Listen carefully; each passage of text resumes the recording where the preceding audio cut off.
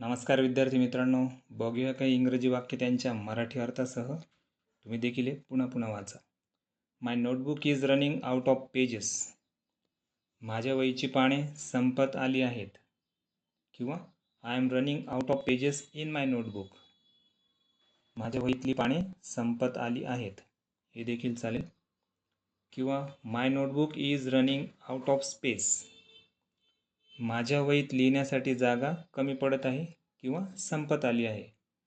Stop hogging the blanket, I am cold. Blanket स्वतःपुरतेच ठेवू नकोस, मला थंडी वाजत आहे. He hog the conversation, barely letting anyone else speak. त्याने संपूर्ण संभाषणावर ताबा मिळवला आणि इतर कोणालाही बोलायची फारशी संधी दिली नाही. My roommate was hogging the room. माझा रूममेट खोलीची सगळी जागा अडवून बसला होता. Don't go out as it is raining heavily. जोरदार पाऊस पडत आहे, त्यामुळे बाहेर जाऊ नकोस. थँक्यू.